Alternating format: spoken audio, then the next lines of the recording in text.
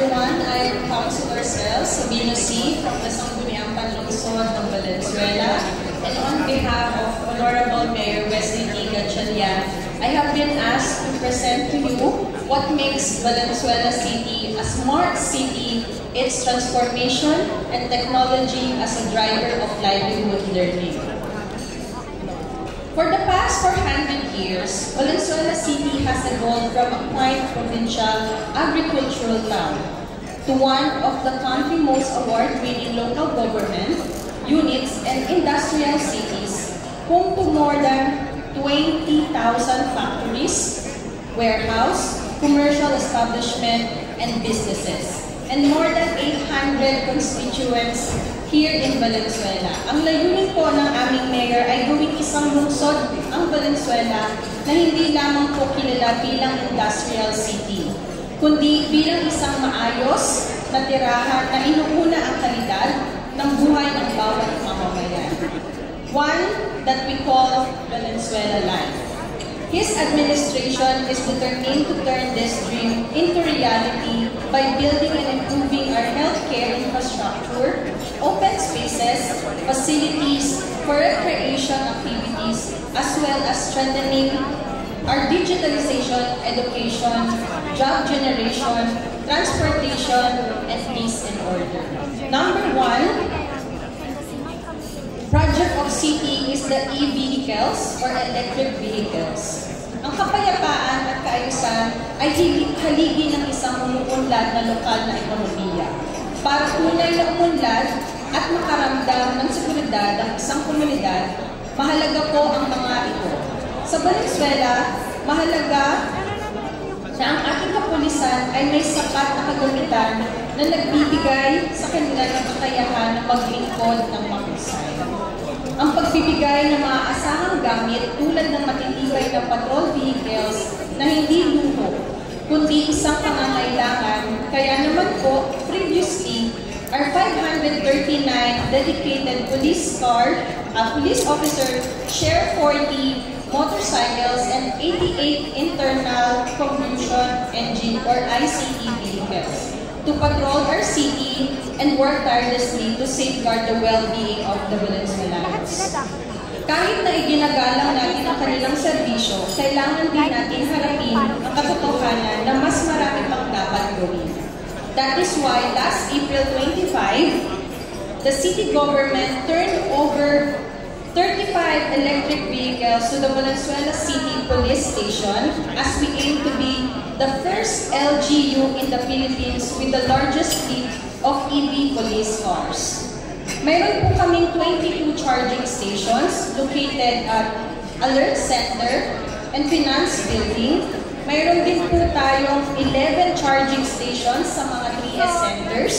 Kasama pa po yung mga provided ng mga private establishment tulad ng SM Valenzuela at BYD po na katapat po ng SM Valenzuela. We also aim to have the most extensive network of government and public charging stations, strategically located in NLEX, MacArthur Highway, and Mindanao Avenue. Sa kasalukuyan, ipinagmamalaki po namin ang kabuang 123 vehicles na may ratio na isang sasakyan sa bawat apat na pulis. This initiative also proudly stands as a cornerstone to our Go Green Valenzuela program, embodying our unwavering commitment to environmental sustainability beyond this immediate impact at the local level. It serves as a meaningful contribution to the broader vision of the national government, a vision of a greener, more resilient Philippines. Number two is the ICT Academy. In this era of digital transportation, we believe that Valenzuelanos are not only meant to follow today, create and uplift the very spirit of what we hope to achieve through the establishment of the ICT Academy in partnership with the Department of Information and Communication Technology. The Valenzuela City will establish an Information and Communication Technology or ICT complex on a 15,712.28 square meter property, which will consist of yan po. So, meron tayong the ICT Academy, administrative facilities, museum, business process outsourcing hub, commercial hub, ICT park, parking building, pocket and roof gardens, and lastly, interconnecting bridge gardens po. So, yan po yung current na project po ng aming mayor. The Academy is envisioned and a cradle for homegrown innovation where the kabataang Valenzuelano are nurtured not only with skills, but with courage to dream boldly, solve meaningful, and build responsibly. Ang inisyatibong ito ay sagisag ng sama-samang pangako na tiyaking ang kabataang Valenzuelano ay hindi lamang nakikisabay sa agos ng pagmulan, kundi tumutulong sa paghubog ng direksyon sa pamamagitan ng mga pamantasan gaya ng pamantasan ng lungsod ng Valenzuela or PNB kung tawagin namin, at ang Valenzuela City Technological College or ang VALTEC.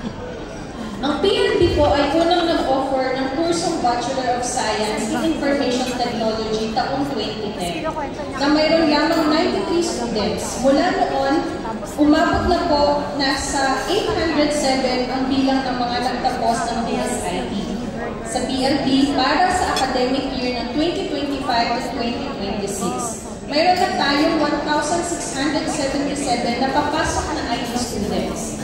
Patunay na patuloy ang paglago ng tiwala at interes ng ating IT programs. Samantala, in addition to our existing computer system, servicing NC2 program sa VALTEC, buong pinagmamalaki po namin na inilunsad ang Diploma in Information and Communication Technology, a comprehensive 3-year academic track designed to defend and expand our learners' digital competencies. This pioneering program will begin with 4 inaugural classes for academic year 2025 to 2026. Collectively composed of 100 students. Sila po ang magiging unang batch ng mga ICT professionals. Furthermore, animation, cybersecurity, and programming are integrated into the ICT diploma, providing students with TESDA, recognized certifications along their academic coursework. Yung diploma po in Information and Communication Technology ay nakaayos bilang isang ladderized program. Alinsunod sa Philippine Credit Transfer System, ito po ang naglalayong gawing mas madali at tuloy-tuloy ang paglipat ng mga mag-aaral mula sa vocational to college. Kaugnay din po nito, kasalukuyan namin isinasagawa ang pag-aayon ng nasabing programa, kasama ang ibang pang-diploma at engineering technology programs ng VALTEC. Sa BS Information Technology program ng PLB, layunin namin gawing mas madali at tuloy-tuloy ang paglipat ng mga mag-aaral tungo sa mas mataas na edukasyon at sa kalaunan ay magkakatapos ng kumpletong bachelor's degree. Naghahanda din kami na mag-alok ng 3 taong diploma in cybersecurity program at iba pang maikling IT-related na kurso na makikipagtulungan sa Department of Information and Communication Technology or DICT. Sa slides din po, makikita po natin dito yung iba't ibang courses po na ino-offer ng PLB and VALTEC.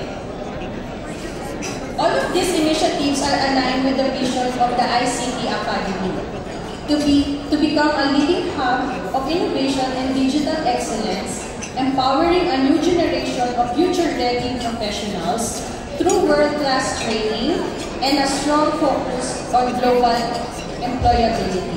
Number 3 po is the billing. To empower our local businesses, we launched Billing last July 31. Ito po ay ang Valenzuela City Officials Business Directory and Matching Platforms, accessible at bb.valenzuela.gov.ph. Higit po ito sa isang simpleng website, ang Billing is living ecosystem and digital bridge that connects business to opportunities, partnership, and possibilities. Billing was born out of a single powerful idea and developed by our local economic development and investment promotion office, LEDIPO, na kapag po ang mga negosyo ay nagkakaugnay, ang komunidad ay layuning tumitibay.